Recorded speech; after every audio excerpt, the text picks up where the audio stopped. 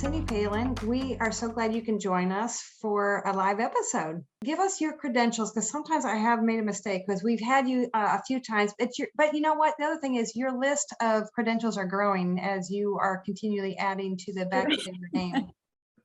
Yes, so I'm a licensed associate counselor in Arkansas. That's probably the simplest way to do it. And I work with all kinds of clients, but really my focus here on this program and on our last podcast that we did was on young adults, adolescents. So it's kind of what I'm going to talk about today.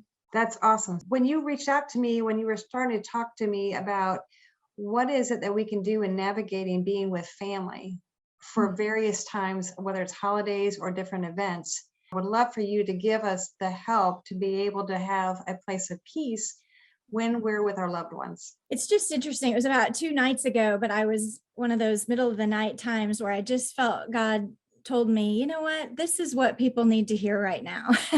Going into holidays, but just family gatherings. We're always getting together. And I've spent the last month counseling my college student clients to get prepared to go home for a month because it's different and it's hard. And I really felt that leading. And that's kind of when I reached out with this topic, because whether you're an adult child that's 20 or an adult child that's 35, sometimes when we go home to our families, we feel like a kid again, and we're treated like a kid. And there's always that question of, how do I get out of that role that you've put me in? And I just was thinking today about ways that we can make our gatherings more Christ-like. We can share more grace, more love with one another.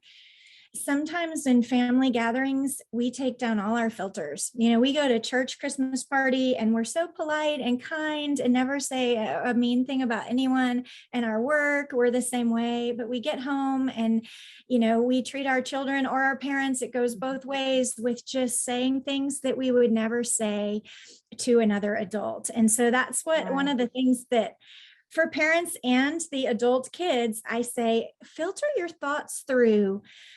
I'm going to say this to my 25-year-old daughter.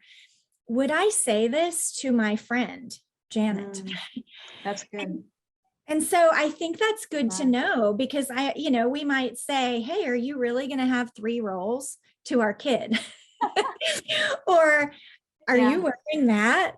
I mean, we just don't think about it. And so our filters are kind of gone. And then that hurts. It really hurts. And that stays with us so much longer than that moment of just throwing out our thoughts of, and I love that you're saying it, you're talking about being proactive, like before you even go into that space of maybe learning how to control our thoughts, because we can, if we're thinking ahead of time of what to say and what not to say, which I have already done that. And then I've had a relapse, but like, well, wait a minute, I must regroup. So yeah, there's always grace and forgiveness. But I think sometimes coming into our families, there's the sins of our childhood that just stick. You know, I mean, even with siblings, it's the child who's always late. Oh, he's going to be late. You know, here he is 35. He hasn't been late in a long time. Or the clown, or the klutzy one. So I think giving grace to our kids and not seeing them as they were when they were 8, 10, 12. These are oftentimes pre-redeemed souls, you know. I look at my childhood and I was so selfish, you know. I was a selfish little bratty sister, and I don't want to be that when I get together with my family. But sometimes in family environments, that's how, you know, the older people in the family see us. So if we can just monitor that and know that these are adults and they're worthy of equal adult respect and not treating them like a child. That's kind of how we think. And you're right, though. When you talk about it, we're not giving each other, when you talk about grace, but we're not even giving each other the benefit of changing over time to the better of, and sometimes it's our own idiosyncrasies. I know that even with myself, the older I get, I'm like, I think I'm coming like my mother with certain like things, and like they weren't necessarily bad. But I think we also have to realize we all may be evolving. And so putting labels on what we used to be, we're not really giving each other the credit that we're all being transformed. If we're, as believers, we're supposed to be renewed and being transformed by the renewing of our minds all the time with his word. And I think that that's one of the things that's a good reminder, as you're talking about, we're putting old labels on ourselves, even whether when we were young to when we're old, and we need to give maybe some allowances for that change in our lives. All of us, we need to think of that. So that's good points. Yeah, and we know each other so well when we're in these family environments, or we think we do. And so sarcasm and joking comes out. And sometimes that can be really hurtful, I mean, just to say things that maybe you don't mean, and to say, sorry, I shouldn't have said that. Boy, that's hard to do. And that doesn't happen enough in these situations. Very but good. All families have roles. We do. We have the scapegoat, and so when I talk to young adults that are going home, a lot of times they'll say, I don't know why I do it. I keep a clean house at home. I clean up after myself, and I go home and I just resort to all these childish behaviors. So it's on both ends. And so I kind of have this metaphor, so to speak, that I like to think about, and it's there is a role. So let's say that your role is the dog of the family, just to put something out there. People are going to get you the water bowl, they're going to pet you, they're going to say you're cute. You can't change what other people do to you or how they treat you, but you can change how you react to that. Do you roll over and do the dog things? Or do you decide, you know what, I'm not going to play that role this time. This time going home, I'm going to play the mature adult that I've been playing for these 3 years at college, and I'm not going to play the dog. And so you have to respond differently when people try and put you in that category of the late one or the clumsy one or the whatever it is. You have to change the way you respond. So that might look like, I mentioned food because I hear that so much. Parents are on their kids about what they eat. So true. You're going through the buffet line as a young adult, and your mom or whomever, aunt, so-and-so is criticizing that, well, aren't you going to eat more vegetables? Well, do you not eat salad?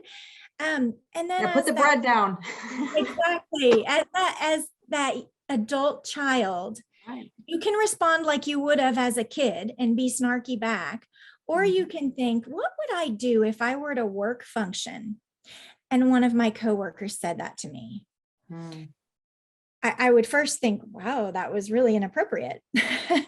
But second, I would probably respond with grace and go, yeah, not a big fan of salad, and move on.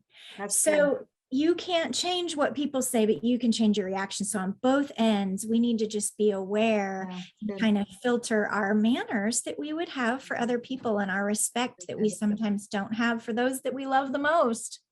That's so good. I think, there's an assumption when you're family, you'll never leave each other. But I think you've probably dealt with people where there has been literally severed relationships and families where they don't get together any longer, because I think that allowance to think we'll always get together so we can just say whatever, and there's the grace to forgive, but we don't ever talk about it, and we actually don't go through that process of forgiveness. And yet it's such a powerful tool. And what you said is so true. But I think if we got in that habit to just do it one time, the power of what you're saying is being quick to say, my bad. I did not mean to say that. That's my old self, and that's not who I am. I think those would really ignite some great unity and forgiveness in the dynamics of the family.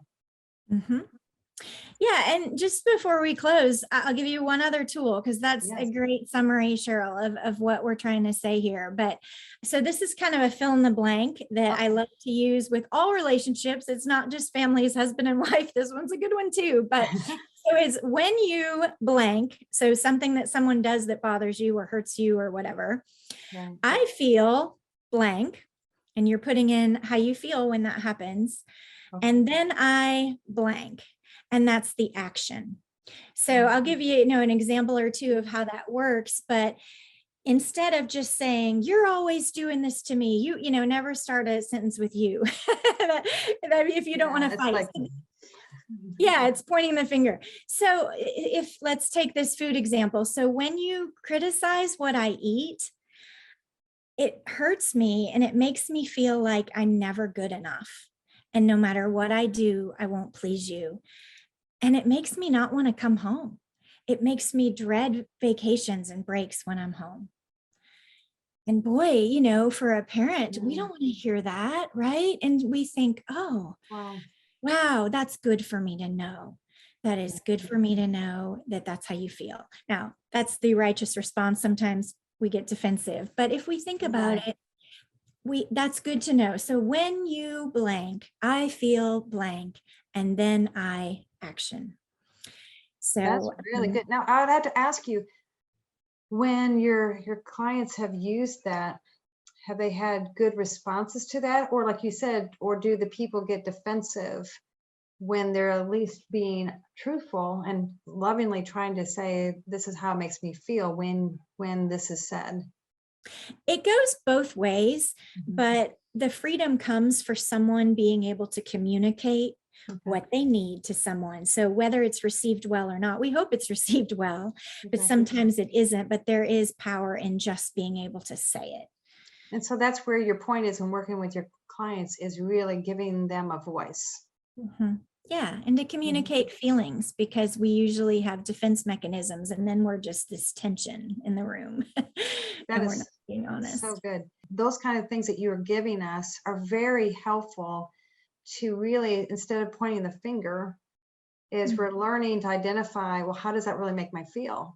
Because I don't think on both sides, as you identify it, I'm sure you have to help people. Well, how do you feel? And you're like, well, no one's ever asked me that.